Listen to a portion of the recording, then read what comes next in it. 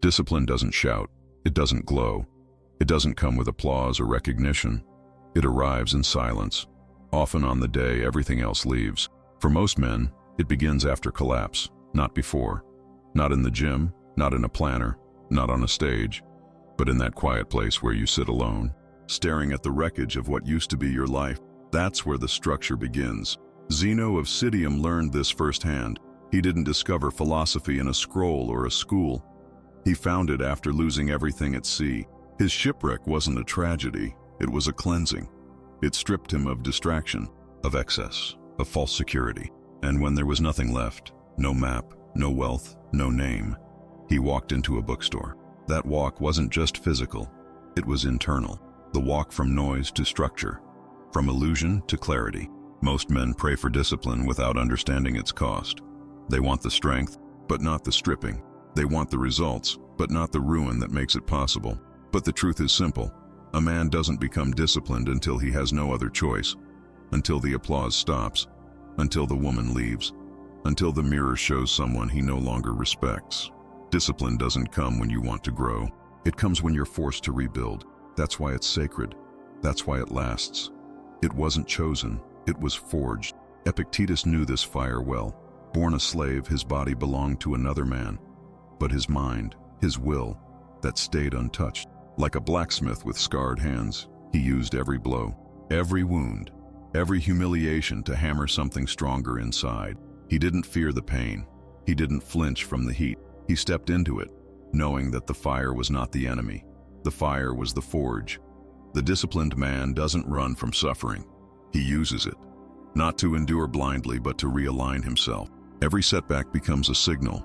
Every betrayal becomes a blueprint. Every quiet breakdown becomes a foundation. That's the part no one sees. That's why discipline looks invisible from the outside. It's not the loud routine or the public performance. It's the architecture built in silence. It's the internal structure, steady, measured, immovable. While the world clings to trends and distractions, the disciplined man subtracts. While others seek validation, he sharpens focus. And while everyone talks about being high value, he becomes it. Not through status, not through money, not through image, but through presence. In a collapsing world, he is the pillar that doesn't move. People mistake discipline for rigidity. They think it's harsh, sterile, lifeless, but they're wrong. Discipline is not cold, it's clear. It doesn't reject emotion, it filters it. It doesn't deny suffering, it transforms it. It's not a prison, it's a map. It doesn't shrink your soul, it gives it shape. In chaos, it's the one voice that doesn't tremble. In storms, it's the hand that doesn't shake. Discipline isn't the absence of feeling, it's the mastery of it. Not to suppress, just to aim it. So when you feel the world fall apart, when relationships collapse, when meaning slips through your fingers, when comfort becomes a memory, you are not losing. You are being called. That silence you fear, that's your rebirth. That pain in your chest, that's the weight being cut away. And the man who walks out of that fire, he won't need to speak, because everything about him will already say what needs to be said. He won't explain his decisions. He won't chase peace. He won't demand respect. He will be the structure, and that will be enough. Sign 1. The moment you stop reacting is the moment you start ruling. There was a time when you answered everything. Every accusation, every silence, every shift in tone. You explained, you defended, you tried to hold it all together with your voice. But somewhere along the way, you learned the truth. Not every noise deserves your energy. Not every fire requires your water. There's a moment in a man's life, not loud, not dramatic, where he simply stops reacting. Not out of apathy, but out of alignment. He no longer feels the need to prove his side, justify his pace, or match anyone's chaos. He watches instead. He listens. He holds. And in that stillness, he begins to rule. The world doesn't understand this kind of strength, because real power is quiet. It's not a raised voice. It's not a slammed door. It's not a furious text sent at midnight. Real power is choosing not to engage, not because you're afraid to fight, but because you no longer fight battles that cost you your peace. The disciplined man knows this. He understands that emotional reactivity is not masculinity. It's captivity. He's not controlled by impulse. He's not moved by provocation. He's moved by principle. There's science behind it, but we won't get clinical. Just know this. When a man leads with reaction, he's a slave to the limbic brain, the part that panics, pleads, lashes out. But when he leads with presence, with pause, with breath, that's prefrontal. That's command. And that's when everything starts to change. Not because others change, but because he no longer hands them the controls. People might say he's cold, distant, detached. Let them, because the man who chooses silence is not weak. He is strategic. He is preserving structure. You see it in small things. The message that goes unanswered, the argument he doesn't attend, the bait he doesn't bite. It's not a game. It's not manipulation. It's mastery. The disciplined man knows his reaction is expensive. Every time he gives it away, he loses something. Peace, power, posture. So he stays still. And in that stillness, he regains gravity. Not just in her eyes, not just in the world, but in himself. Because a man who no longer reacts is a man who has finally remembered his own weight. Sign 2. The invisible habit that kills masculine dignity. Self-explanation. You didn't notice it at first. The way you felt the need to explain your silence, your distance, your decisions, as if every step away had to come with a disclaimer. As if your strength had to be softened so it wouldn't make others uncomfortable. But over time, it drained you. Every time you defended your quiet, it made your voice smaller. Every time you explained your boundary, it made it less sacred. And somewhere along the line, you began to realize what you kept justifying was the very thing that made you whole. Masculine dignity doesn't ask for permission. It doesn't beg for understanding. It simply moves. It decides. It stands. The disciplined man knows this. He's not cold. He's not stubborn. He just no longer explains things that are already clear. His presence is enough. His silence is complete. And when someone asks, "Why are you being distant?" he doesn't respond with a paragraph. He responds with stillness. Not to hurt, but to protect what's real. There's something deeply wired in a man who over-explains. Often, it started early, in the rooms where no one listened, in the moments he had to earn love by shrinking his truth. That boy grew up thinking his worth was tied to how well he could justify his pain. And now, as a man, he finds himself apologizing for instincts that were meant to protect him, for saying no, for walking away, for being quiet when the noise got too loud. But the disciplined man doesn't seek validation anymore. He seeks clarity, and clarity doesn't talk much. Zeno said, "Better to be than to be praised." That wasn't arrogance. That was survival. In a world obsessed with image, the high-value man chooses essence. He doesn't advertise his peace, he becomes it. And if that makes others uncomfortable, so be it. Because dignity is not a performance. It's a posture, one you carry when no one's watching, one you protect even when misunderstood. And here's what most don't understand. The man who stops explaining himself isn't closed off. He's just finally open to something deeper, alignment. He no longer spends energy on convincing people who don't listen. He no longer unpacks his soul for those who won't carry it with care. He speaks less because he feels more. And in that quiet, he becomes undeniable, not louder, just unmistakably present. Sign 3. What you tolerate in private teaches others how to reduce you. There's a kind of silence that doesn't come from peace.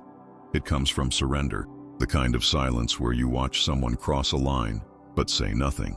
Not because you're calm, but because you've forgotten the weight of your own boundary. This is where self-betrayal begins.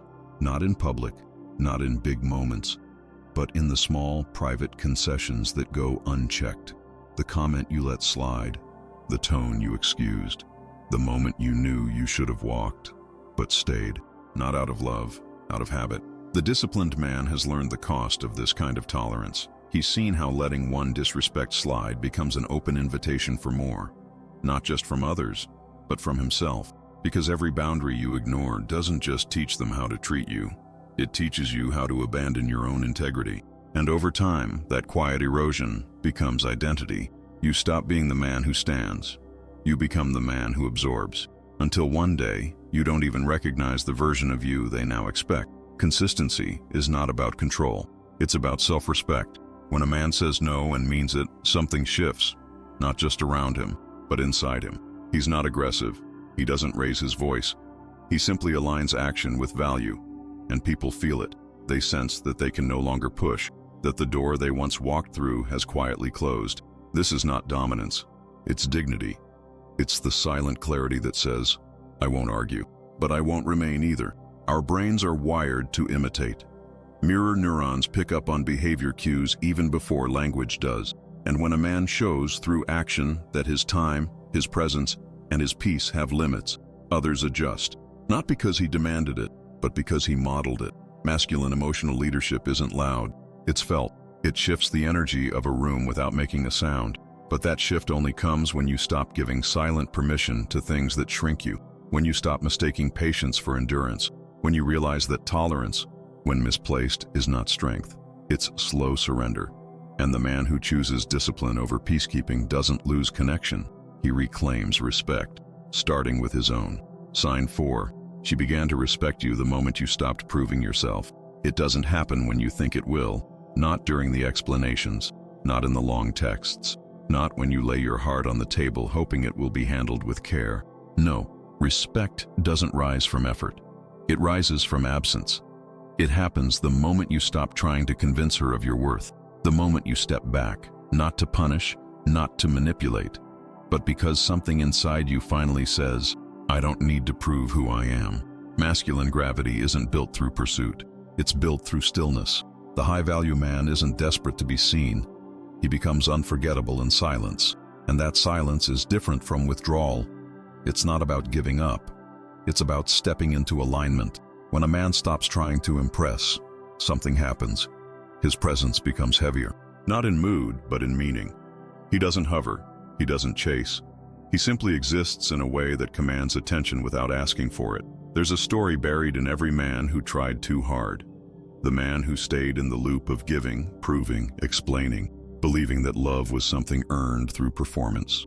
And then one day, he let go, not because he stopped loving, but because he started remembering himself.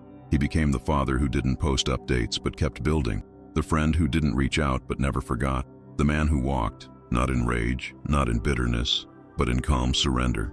And in that surrender, something returned. Not applause, not validation, but weight. Women feel this shift.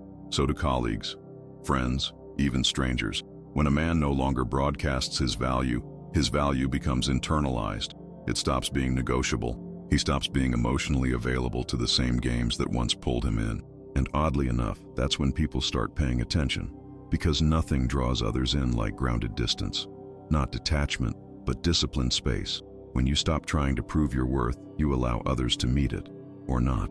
You give them the choice to step into your world without the noise of self-promotion. And some won't. That's fine. But those who do will come not because you begged, but because you became something unshakable, something rooted, something that doesn't move every time it's questioned. This is the reversal few men see. The less you seek approval, the more powerful your presence becomes. Not because you played a game, but because you stopped being a player in someone else's. And in that stillness, in that quiet decision to no longer chase, you became the man she couldn't ignore. Sign 5. Discipline is the art of not negotiating with your own weakness. Every man wakes up with a choice, not between success and failure, but between silence and self-sabotage. Before the world says a word, the mind starts speaking. Stay in bed. Skip the hard thing. Just this once. And that's where the battle begins. Not in the gym, not in the office, not in the conflict with someone else, but in that quiet conversation with yourself before the day begins. The disciplined man doesn't win because he's stronger. He wins because he no longer entertains weakness like it deserves a voice. Discipline is not about motivation, it's about clarity. The kind of clarity that comes when you stop holding court with your excuses. That's what most men get wrong. They wait for a feeling. They wait to be inspired, to feel ready, to be in the mood. But the disciplined man isn't moved by mood. He's moved by decision. He doesn't rise because he wants to. He rises because he said he would. And that's the difference. That's the quiet line between drifting and leading. Neuroscience can explain it. Dopamine chasing distraction, frontal cortex calling for order. But the truth is simpler than that. Discipline means you no longer ask yourself if today is the day. It means you decided yesterday, before the weakness arrived, before the voices showed up, before the delay, the doubt, the discomfort. It's already been done. By you, for you. And now all that's left is the execution. No speech, no inspiration, just motion. Marcus Aurelius wrote it plainly. At dawn, when you have trouble getting out of bed, that wasn't poetic. That was practical. The Emperor of Rome had the same war you do, comfort calling him back under the covers, purpose whispering him out into the cold. But he stood, not because he didn't feel resistance, but because he recognized what mattered more. And that's what discipline becomes, the art of choosing what matters more. Every single time. This isn't about being perfect. It's about being aligned. It's about catching yourself in that moment of hesitation and choosing to walk anyway, to lift, to write, to lead, to stay quiet when rage rises, to speak when silence becomes a cage, to keep promises to yourself when no one's watching, because that's where strength is measured, not in the eyes of others, but in the unseen choices that build or betray your identity. And the man who stops negotiating with his own weakness doesn't become arrogant. He becomes still, because when the internal debate dies, clarity arrives. And with clarity, a man becomes dangerous, not to others, but to the version of himself that once settled. Sign 6. The masculine glow-up no one talks about, subtracting everything. They told you to build, to add, to accumulate. More money, more titles, more presence in rooms that never saw you. But the man who's walked through ruin knows something different. True power isn't in what you collect, it's in what you release. The real glow-up isn't loud. It doesn't come with applause or attention. It comes in solitude, in stripping, in letting go of everything that was never yours to carry. Discipline teaches subtraction. It reveals what was never solid, the opinions you feared, the roles you played, the masks you wore to be accepted by people who didn't even know you. At first it feels like loss, because in a way it is. You're losing the version of yourself that was shaped by noise. But as that version fades, something else emerges. Something clearer, heavier, real. Zeno's life in Athens looked like poverty to the world. A man with little, a philosopher with no wealth, but what he owned was internal. His minimalism wasn't about scarcity, it was about clarity. When you stop needing more to feel like enough, you start to see what's been weighing you down. And most of it isn't material. It's emotional, performative, unconscious. The expectations, the silent agreements, the fake smiles, the yeses that should have been no, they accumulate. And without realizing it, you start building a life that feels heavy, not because it's full, but because it's false. So the disciplined man audits, not for image, but for integrity. He looks around and asks, what here weakens my structure? Who here drains without returning? What habits, patterns, or thoughts cost me more than they give? And then he subtracts, not in anger, not in haste, but in alignment. He lets the weight fall, not to become light, but to become grounded. This is what most never see. They watch a man become more quiet, more distant, less available, and they think he's slipping, but he's not. He's refining. He's removing every excess thing that once kept him from moving with clarity. And when he walks into a room now, he doesn't bring noise, he brings weight, because everything that's left has been chosen, carefully, deliberately, stoically. That's the masculine glow-up, not louder, not shinier, just less of everything that never served you. And what remains? Unshakable, clean, undeniable. A man who no longer needs to add, because he finally became enough by subtracting. Sign 7. The moment you became hard to offend, you became impossible to control. You used to take everything personally, a tone, a glance, a pause in conversation. Every moment felt like judgment. Every silence felt like rejection. And you reacted, not because you were weak, but because you were still raw, still open in places that hadn't yet healed. But there comes a moment, a quiet one, when a man simply stops bleeding for things that no longer cut. He doesn't explain why. He just doesn't respond. And in that space, in that internal shift, he becomes untouchable. Emotional hypersensitivity isn't always loud. Sometimes it's subtle. You second-guess a text. You replay conversations. You build stories around what someone might have meant. But the disciplined man moves beyond that, not because he stops feeling, but because he stops outsourcing his stability. He understands that being hard to offend isn't numbness. It's alignment. It's the realization that his worth is no longer on the table, that who he is doesn't depend on how others handle him. This kind of strength is rare. It's forged, not found. Often in humiliation, often in silence. It begins after enough moments where you overreacted, only to regret it, where you let someone else's behavior define your own, until one day, you don't. You watch the provocation come, and you let it pass, not with arrogance, but with clarity. You're not above the moment. You're just no longer inside it, and that changes everything. There's a reason Stoic warriors were so feared, not for their aggression, but for their control. The soldier who doesn't flinch commands the battlefield, and in life, it's no different. The man who doesn't get pulled into emotional games becomes a leader by default. People begin to defer to his energy, not because he demands it, but because they sense something unshakable, something settled. And here's the quiet truth. Offense is often a doorway. When they can offend you, they can move you. They can steer your mood, your attention, your decisions. But when you no longer respond to petty attacks, to passive jabs, to the needling of small minds, you reclaim something sacred. You reclaim your posture, and that posture becomes protection. So you stop flinching.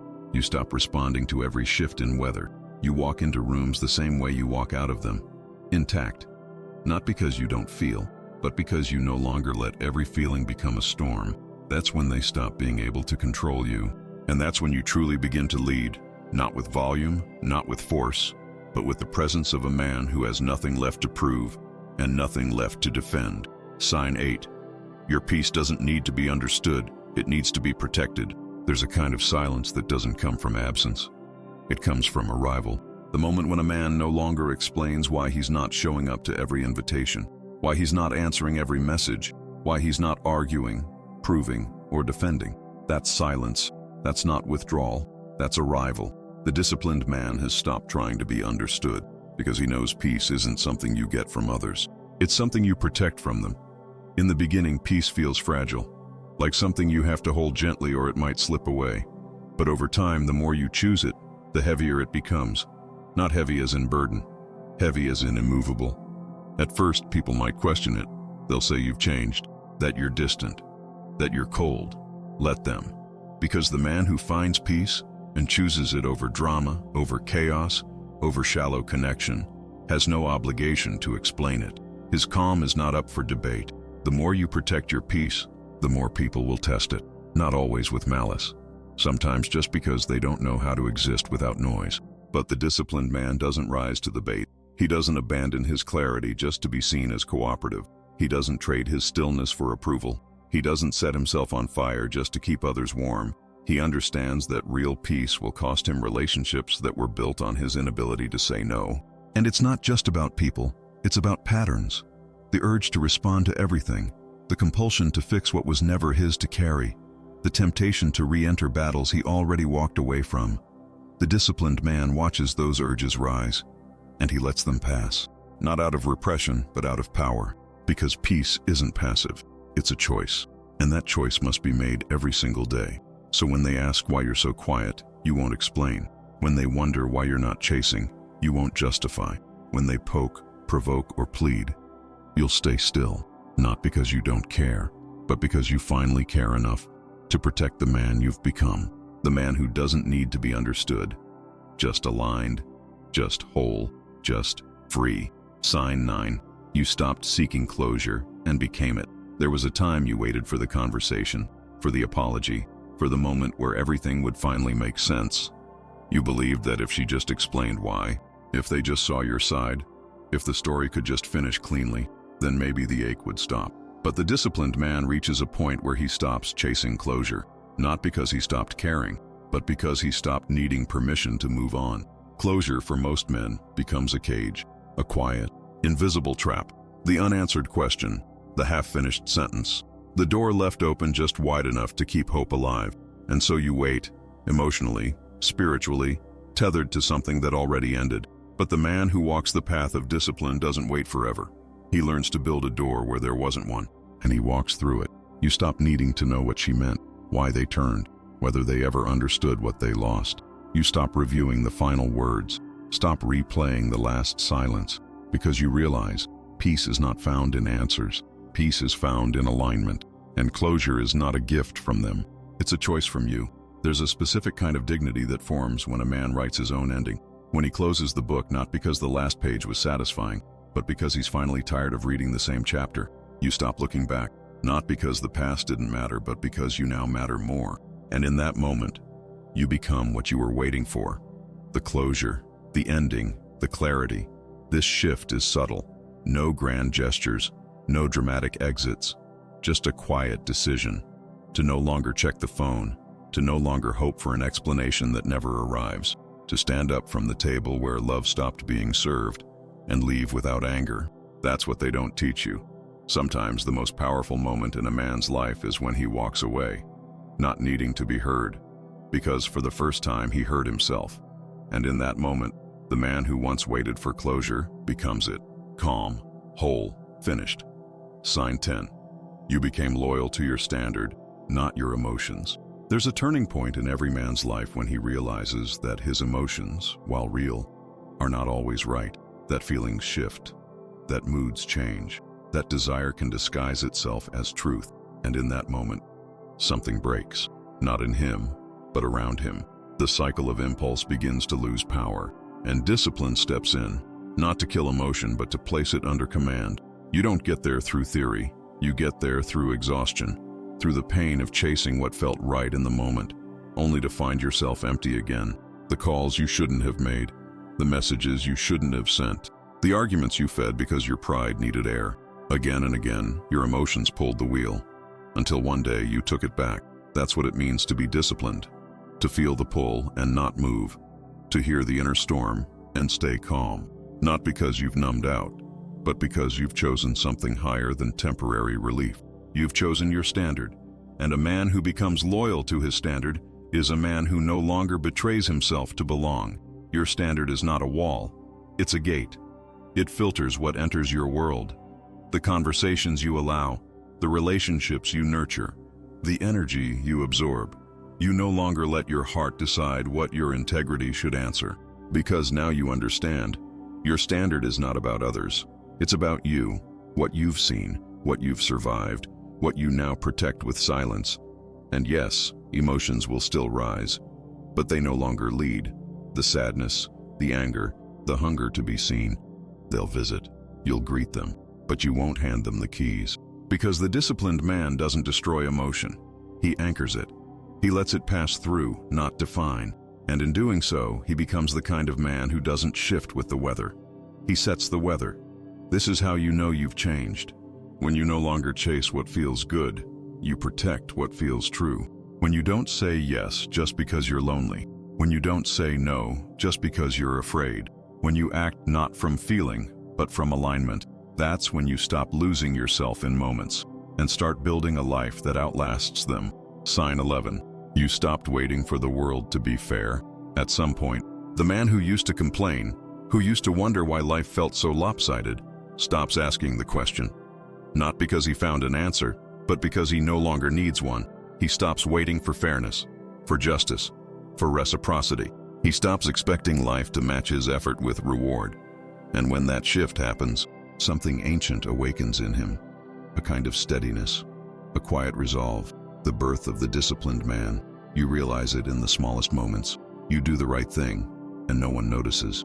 You show up with integrity and get silence in return. You give your best and watch someone else get the credit. And still, you keep walking. That's not defeat.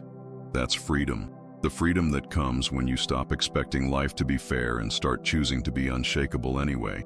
Because the disciplined man isn't driven by reward. He's not loyal to the outcome. He's loyal to the way, to the code, to the standard he set long before anyone clapped, long before anyone cared. And when the applause never comes, when the justice never arrives, when the favor isn't returned, he remains. Not bitter, not broken, just built differently.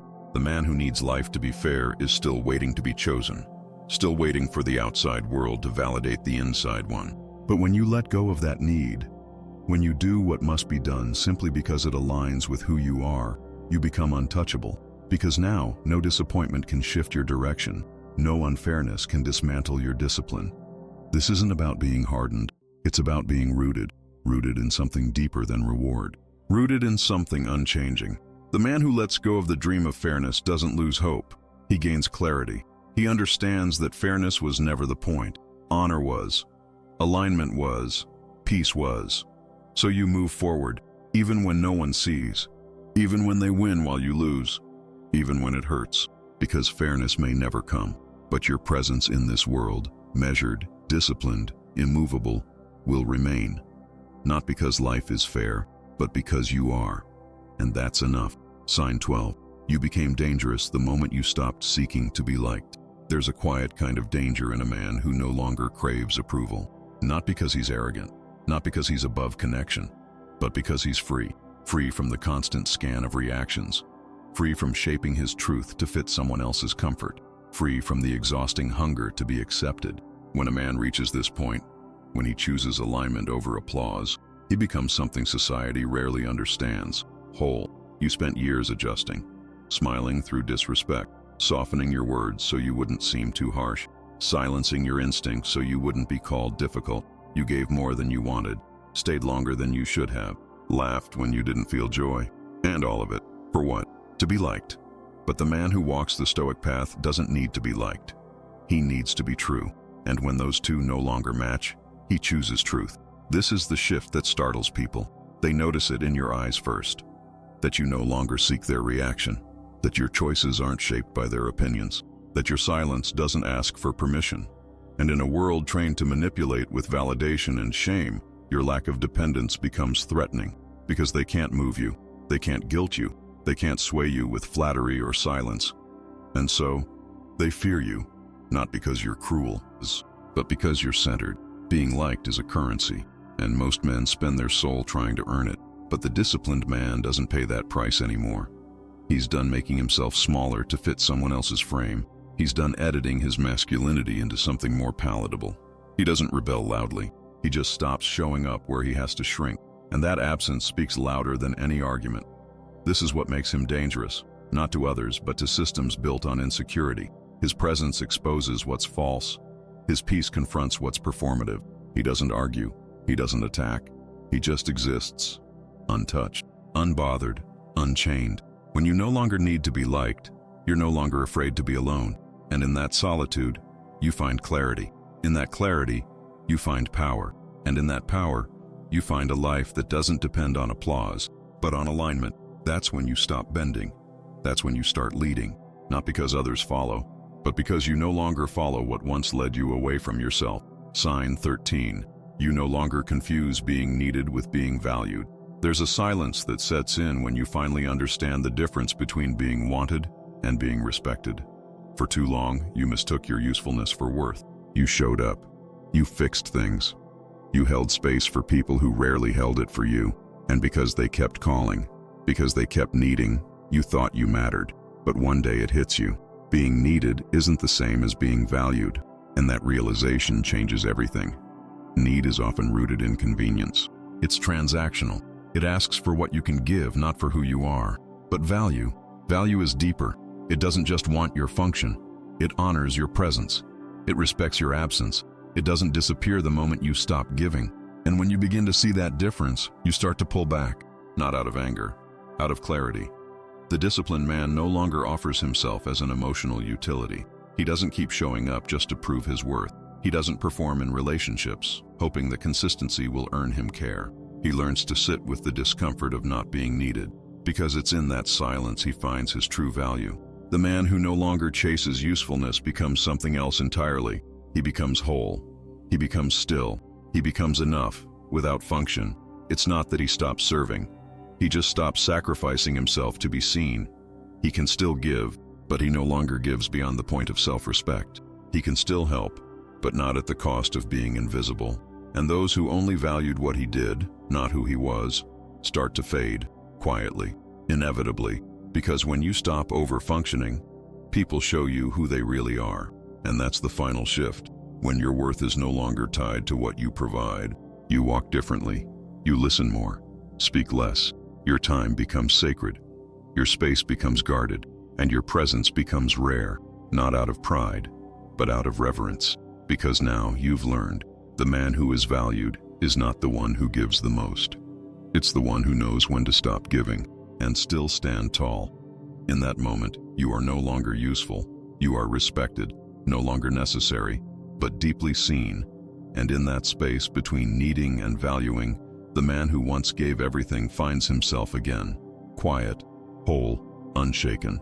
Conclusion: you're not becoming someone. You're returning to who you were before the noise. The world taught you to chase, to build an image, to respond, to explain. And for a long time you did. You tried to become someone they would understand, someone they would accept. But there's a man buried beneath all that noise, and discipline doesn't turn you into him. It simply removes what's not him, slowly, quietly, relentlessly, until all that's left is who you were always meant to be. Zeno didn't begin with philosophy. He began with loss. The sea took his possessions, life took his control, and in that space of being emptied, he found clarity, not through effort, but through surrender. He walked into a bookstore, not for answers, but because there was nowhere else to go. And in that silent, accidental moment, his path began. Yours, too, began in loss. You didn't plan it, but you were thrown into storms that forced you to choose, break or build. And you chose to build, but not with noise, with structure, not with armor, with presence. And now, every morning you rise without an audience, you rebuild. Every time you choose stillness over reaction, you rebuild. Every boundary you keep, every silence you protect, every weakness you refuse to negotiate with, that's discipline, not as behavior, but as identity, as alignment with the man you were before the world told you who to be. Seneca wrote, "He who is brave is free, but freedom isn't chaos. It's not doing whatever you feel like. It's becoming the man who no longer needs escape, because he's built something inside that doesn't crumble." Peace doesn't come from what you gain. It comes from what no longer controls you, and that only happens when you become the structure. When your presence is the order in the chaos, the stillness in the storm. You don't have to announce it. You don't have to prove it. You just have to carry it, in the way you walk, in the way you choose, in the way you remain rooted when everything around you shakes. Because high value isn't what they see. It's what you no longer explain. It's the silence that protects your soul, the standard you never lower. The moments you walk away, not to win, but to remain whole. You're not here to impress. You're here to withstand. You're not chasing peace. You're becoming the man who cannot be moved. And in a world screaming for attention, that kind of man becomes rare, untouchable, final. You are not becoming someone new. You are returning to the man who never needed to speak loudly to be heard, to the man who could stand alone, because he was finally standing as himself. You've lost enough. Now it's time to remember who you were before the noise, who you still are beneath it, and who you will remain without apology, without performance, without fear.